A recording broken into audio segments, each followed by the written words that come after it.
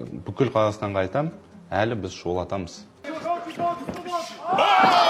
Шавкат болсын, Эдвардс болсын, Мадалена. Олар жеңіледі менен. Иә, достар, UFC-ді шулатуға уәде берген біздің жеңіліс көрмеген алып батырымыз 16 желтоқсанда азанғы 4-те басты картта өзінің UFC-дегі алғашқы жекпе-жегіне дебютіне шықпақ. Оның UFC-ге кіруге көмектескен жекпе-жегін керемет нокаутын менің телеграм арнамнан көре аласыздар. Сілтемесі осы бейненің төменгі жағында. Онымен қоса осы жексенбіде де тікелей эфирмен Диар Нұрғожайдың толық жекпе-жегі сояқта болады. Бүгін біз қазақ ММА жанкүйерлері көптен күткен оқиғаны талқылаймыз. Диар Нұрғожайдың UFC-дегі алғашқы жекпе-жегі. Бұл жекпе-жек оның мансабындағы ең үлкен сынақ болмақ. Өйткені UFC әлемдегі ең беделді промоушн. Ал мұнда тек ең мықтылар ғана өнер көрсетеді. Бүгін біз Диардың қалай дайындалғанын, оның қарсыласының кім екенін, жекпе-жектің қалай өтетінін және оның болашақтағы мүмкіндіктерін толық талдайтын боламыз. Иә, біздің Шавкат отыруы қажет Белал мен Мадаленаның пресс-конференциясында қарайтын боламыз. Сіздермен солай де арнасы, біз бастаймыз. Көптердің қателігі ойлар. Бөлмені допингке қарсы күрес агенттігі тексерді. Мен жайлы ештеңе білмеймін. Шавкаттың ағылшынша тілі де келмейді. Трэш-ток жасайтындай. Иә, әрине, маған да титуліне жекпе-жекке дейін өте жақын тұрмын. Сондықтан да тек қана маған жеңіс керек.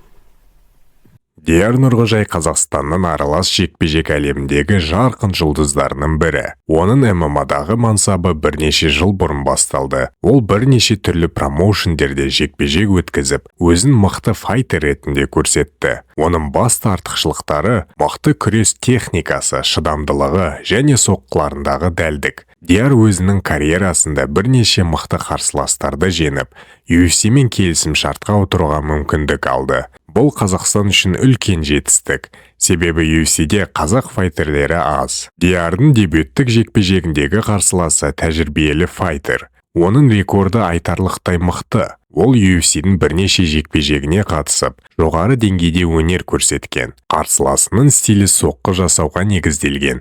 Яғни ол соққыларды жақсы пайдаланып, қарсыласын нокаутқа жіберуге тырысады. Оның әлсіз жақтары жердегі күресі мен қарқыны. Егер Диар оны күреске тартса, жеңіске жету мүмкіндігі жоғары болмақ. Диар бұл жекпе-жекке өте қарқынды дайындалды. Ол дайындықтарын Қазақстанда және шетелдік лагерлерде өткізді.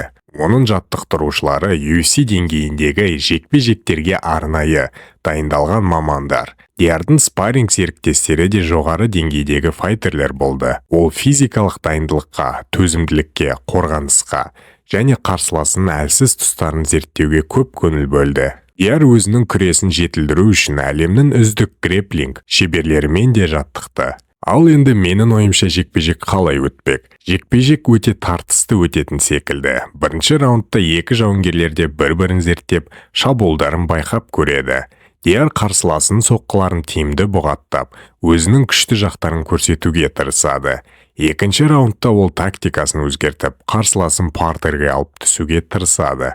Үшінші раундта Диар өзінің жылдамдығы мен шеберлігін пайдаланып, бірнеше дәл соққылар жасап, қарсыласын нокдаунға түсіреді деп ойлаймын. Нәтижесінде ол төрешілердің шешімімен немесе техникалық нокаутпен жеңіске жетеді деп сенемін. Диар UFC-дегі дебюті бүкіл Қазақстан үшін тарихи сәт. Оның жетістігі болашақ қазақ файтерлерінің UFC-ге көбірек енуіне жол ашады. Қазақстандық жас спортшылар енді UFC-ге шығудың нақты мүмкін екенін көріп, өз армандарына ұмтылады. Бұл оқиға Қазақстандағы ММА-ның дамуына үлкен серпін береді және қазақ файтерлеріне көбірек назар аударады. Бұл жекпе-жек Диардың мансабы үшін өте маңызды кезең.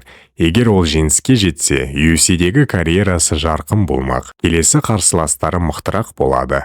Бірақ Диардың жеңісті жолын жалғастыруға үлкен мүмкіндігі бар. Қазақ жанкүйерлері үшін ең бастысы өз спортшыларымызды қолдау. Ал сіздердің ойларыңызша біздің алып батырымыз нешінші раундта және қалай жеңеді деп ойлайсыздар? Өз пікірлеріңізді комментарияға жазып кетіңіздер. Ал енді біздің Шавкат отыруы қажет болған Белал Мұхаммад пен Джек-Делла Мадаленаның пресс-конференциясын тыңдап кетейік. Және қарсыластарында атап өтсек, біз бәріміз Шавкат болады деп ойладық. Ал сен қай уақытта басқа қарсылас болатынын білдің, белбеуіңді қорғау үшін?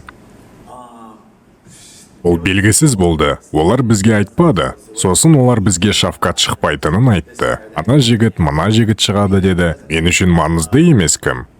Шавкат болсын, Эдвардс болсын, Маддалена. Олар жеңіледі менен. Мен әлемдегі ең мықты жауынгермін. Маған бәрібір кім менің қарсыласым. Мен ең мықтымен шыққым келеді. Ол әзір биік шында, және мен оны сабасына түсіремін. Маддалена, әлбетте бұл сен үшін үлкен мүмкіндік. Саған қоңырау шалғанда, сенің алғашқы реакцияң қандай болды? Бұл оңай шешім болды. Барлық UFC MMA жауынгерлері бұған ұмтылады. Бірінші номер болу үшін мен де осыған ұмтыламын. Сол үшін еш ойланбастан деп жауап бердім. Ал бүгінгі бейнеміз Бекнияздың арқасында шыққан болатын. Көп алғыс айтамын. Барлық арнамыздың дамуына кетеді. Ал егер де сіз келесі бейненің шығуына септік тигізгіңіз келсе, онда осы нөмірге кез келген қаражатты жіберсеңіздер болады.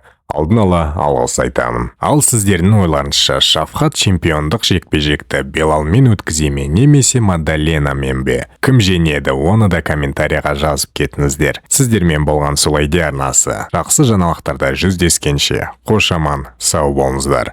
Тапуре ма? Қайда Тапуреға шанс жоқ қой, бауырым. Тапуреларға қайда? Белімнен келетін. Қанша оның бойы? 1.70 па?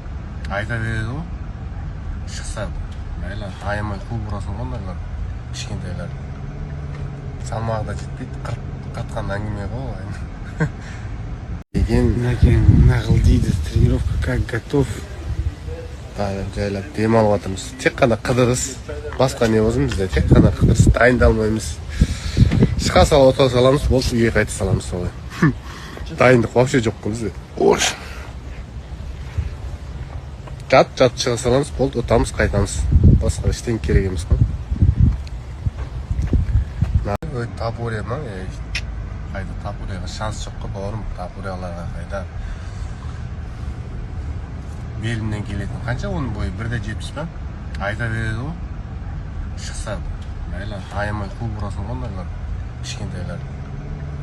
Салмағы да жетпейді, қатқан әңгіме ғой. Нағыл дейді, тренировка как готов. Жайлап демалып атырмыз. Тек қана қыдырыс, басқа не болсын бізде, тек қана қыдырыс, дайындалмаймыз. Шықа сала ота саламыз, болсын үйге қайта саламыз солай. Дайындық вообще жоқ қой бізде. Ош. Жат шыға саламыз, болды, отамыз, қайтамыз. Басқа ештен керек емес қой. Тапуре ма? Қайда Тапуреға шанс жоқ қой, бауырым. Тапуреларға қайда? Белімнен келетін.